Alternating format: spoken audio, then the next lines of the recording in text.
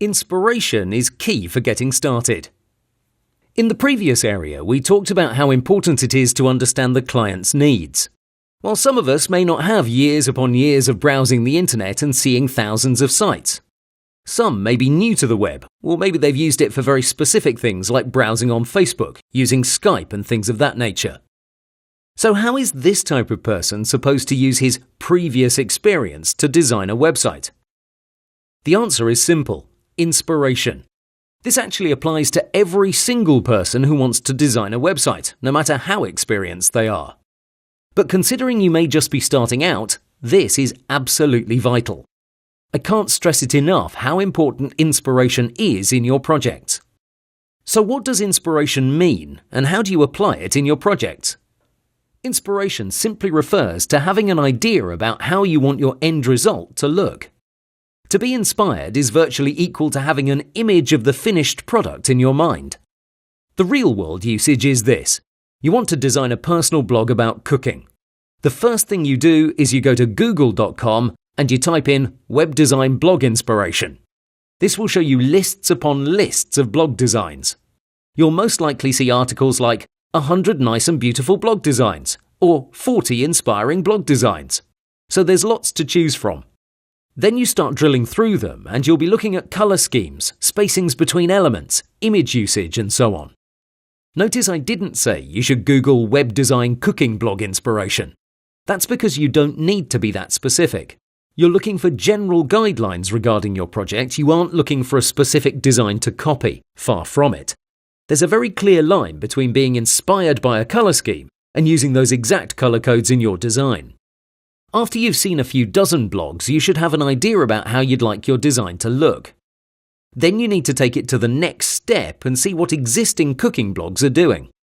More often than not, you'll see terrible designs, but you'll get a sense of how they're structuring their content, if they have long or short titles, if they have large images and where they position them, if they have some type of rating system for the difficulty of the task, etc.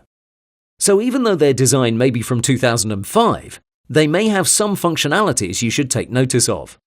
This is what the whole process is about. Getting inspiration isn't about copying someone else's ideas and calling them your own.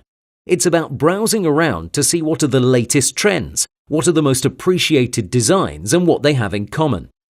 It's about teaching yourself to see those similarities between the best designs and implementing those principles into your own projects.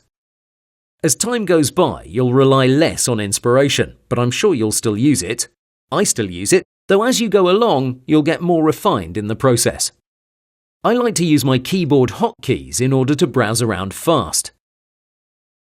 First, I press my scroll on the mouse to easily open links in a new tab.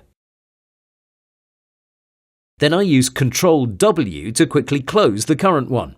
And if I need to move to the next tab, I just use Ctrl-Tab. This may not seem a lot, but I put a lot of value on efficiency.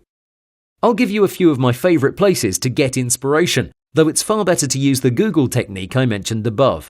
Dribbble is a fantastic place to get depressed about your skills. After discovering the likes of Creative Mints, I crawled up into a ball and cried in a corner for 3 days. I seriously considered uninstalling Photoshop and becoming a plumber. The amount of talented people you find on Dribbble is crazy high and it's constantly getting better.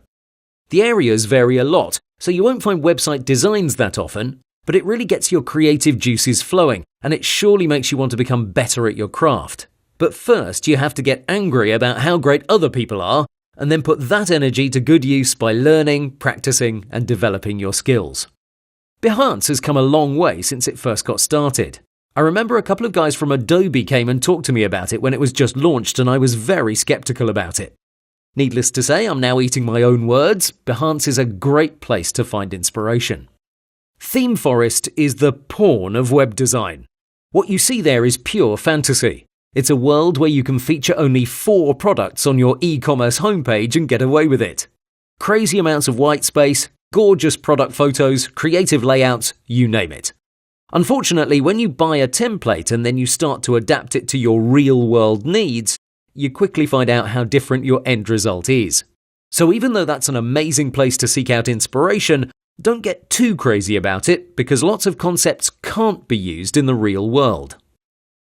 Awards, which for some reason I call AWWW Awards, is very similar to ThemeForest, but even more restrictive, exclusive, and impractical. What you usually see are sites that make a huge impact through video backgrounds, huge photography on the homepage, super minimal design, and things of that nature. Try posting sites like that on 99 Designs and you'll be in for a rude awakening. The Design Inspiration is one of my favourite places to get creative ideas. They usually feature fun, colourful websites that are the complete opposite of ThemeForest. It's not that they're very practical, it's the warm, personal approach that gets me. It's a great website to follow, and they actually have some other things besides website inspiration. I visit a few others, but you get the idea. I'd also like to quickly go through what I don't use. Template Monster, never, ever, ever. I'd rather ask my grandma for advice. Google Images, I won't even go into details. Flickr, not relevant, not updated, poor browsing experience. And other places that aren't worth mentioning. So the main idea is this. Open up Google and look for inspiration for your project. Don't look for the exact field because most of the time you won't find good results that way. Even if you get lucky, it's quite probable your client is familiar with most of them, so you'll just end up looking bad. After you've seen a large amount of websites from the extended field, say blogging, e-commerce, presentation websites, etc., then Google your site's competitors and check what functionalities you may want to include in your project. Never copy anything as is. Use those ideas and put your own touch on them. To better clarify this point, in the next lecture, I'll show you a quick example of how I get my inspiration.